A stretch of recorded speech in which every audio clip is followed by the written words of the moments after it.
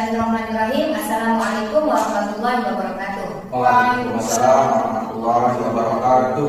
Innal hamdalillah nahmaduhu wa nasta'inuhu wa nastaghfiruhu wa na'udzu billahi min shururi anfusina wa min sayyiati a'malina. May yahdihillahu fala mudilla lahu wa may yudlil fala hadiya lahu. Asyhadu an la ilaha illallah wa asyhadu anna Muhammadar Rasulullah la nabiyya ba'da amma ba'd. Baiklah, marilah kita buka presentasi kita ini dengan sama-sama membaca basmalah. Bismillahirrahmanirrahim. Jadi, kita akan mempresentasikan isi dari makalah kita yang berjudul Unsur-unsur Komunikasi Politik. Pemateri pertama yang akan disampaikan oleh Saudara Masmur, dan pemateri kedua akan disampaikan oleh Saudara Agus Setiawan, dan pemateri ketiga akan disampaikan oleh Evia Fitri. Dan kepada Saudara Masmur dipersilakan. Baik, bismillahirrahmanirrahim. Assalamualaikum warahmatullahi wabarakatuh. Waalaikumsalam. Saya di sini sebagai pemateri pertama akan menyampaikan unsur komunikasi politik dan beberapa fungsinya. Adapun di sini bahasa saya definisi komunikasi politik. Dalam konsep komunikasi politik ini terdapat dua konsep. Yang pertama komunikasi dan konsep politik. Adapun komunikasi diartikan sebagai proses penyampaian suara dari komunikator kepada halayak, seperti itu. Kemudian adapun menurut seorang ahli bernama Hal Laswell dalam bukunya Cengara mendefinisikan konsep ilmu politik sebagai suatu ilmu yang berkaitan dengan kekuasaan. Jadi konsepnya itu kita sebagai penguasa mempunyai suatu kekuasaan terhadap suatu wilayah, seperti itu. Adapun di dalamnya nanti ada komunikasi yang menyebabkan kita mempunyai kekuasaan. Kemudian ada fungsi dari komunikasi politik ini, yakni memiliki tujuan fungsi sendiri. Yang pertama, informasi pada masyarakat apa yang terjadi dan berkembang di sekitar masyarakat. Jadi informasi-informasi yang berkaitan dengan masyarakat, ada di dalamnya itu ada kekuasaan, terdapat misalnya nanti ada pemilihan calon, contoh adalah menyalurkan diri sebagai kepala desa, kepala lingkungan, itu contoh kecil dari komunikasi politik. Itu simpulan dari saya. Mungkin akan dilanjutkan oleh pemateri kedua kepada Agus Setiawan. Persilakan. Baik, assalamualaikum warahmatullahi wabarakatuh. Waalaikumsalam warahmatullahi wabarakatuh. Saya selaku pemateri kedua dari kelompok kami, yaitu mengenai unsur-unsur komunikasi politik.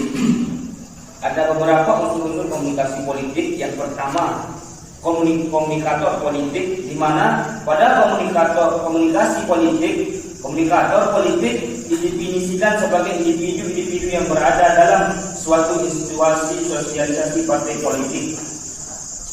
Yang kedua, komunikasi politik. Bila ada komunikator, pasti ada komunikan didefinisikan sebagai seseorang atau sekelompok orang yang berperan sebagai subjek yang dituju oleh komunikator atau si pengirim atau penyampaian informasi. Yang ketiga, yaitu isi atau pesan komunikasi politik, di mana informasi yang ada dalam komunikasi politik adalah hasil atau produk dari keputusan para penguasa. Mungkin hanya ini yang bisa saya sampaikan. Saya persilakan untuk materi ketiga. Assalamualaikum warahmatullahi wabarakatuh. Baiklah, di sini saya akan melanjutkan materi ketiga, yaitu media komunikasi politik. Peran media komunikasi politik sangatlah penting dalam proses komunikasi politik.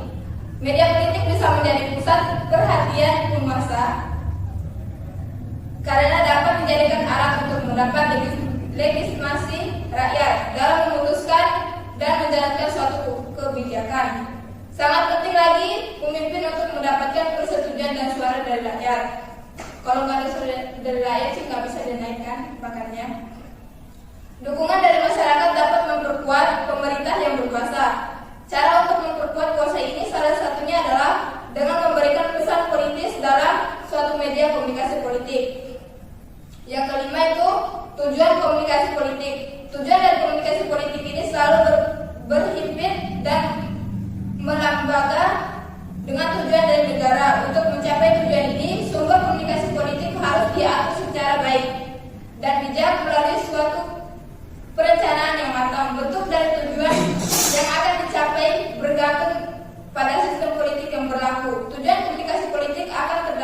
ideal sesuai dengan ketentuan normatif suatu sistem yang berlaku. Yang keenam, efek komunikasi politik. Efek sebagai suatu proses pemerintahan informasi dari komunikator. Efek adalah kesan atau pengaruh yang timbul oleh komunikan setelah ia menerima berita baru. Efek dalam komunikasi dapat memiliki kelanjutan dengan adanya tanggapan atau jawaban yang bisa kita kenal sebagai feedback. Dengan adanya feedback akan timbul rasa saling mengerti antara satu sama lain. Dalam komunikasi politik, diperlukan efek komunikasi yang membuat komunikan mengerti atau isi komunikasi. Efek komunikasi politik yang baik adalah terjadinya kesepakatan bersama dari komunikasi. Dalam hal ini, masyarakat terhadap isi pesan disampaikan oleh komunikator yang dalam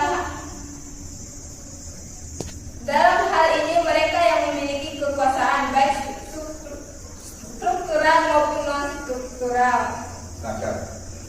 Yang ketujuh, sumber komunikasi politik. Sumber komunikasi juga akan membutuhkan kualitas dan tingkat kredibilitas dari proses komunikasi. Mungkin hanya itu yang bisa kami sampaikan. Selebihnya akan kembali ke moderator. Baiklah, itulah isi dari makalah kami. Jadi kesimpulannya ialah komunikasi politik terdiri dari berbagai unsur, antara lain misalnya pidato politik, pernyataan politik, buku, brosur, dan berita surat kabar mengenai politik dan lain-lain. Saluran atau media politik ialah alat atau sarana yang digunakan oleh para komunikator dalam menyampaikan pesan-pesan politiknya. Baik, sampai di sini isi dari makalah kami. Marilah kita tutup dengan sama-sama membaca Alhamdulillah. Wassalamualaikum warahmatullahi wabarakatuh. Waalaikumsalam warahmatullahi wabarakatuh.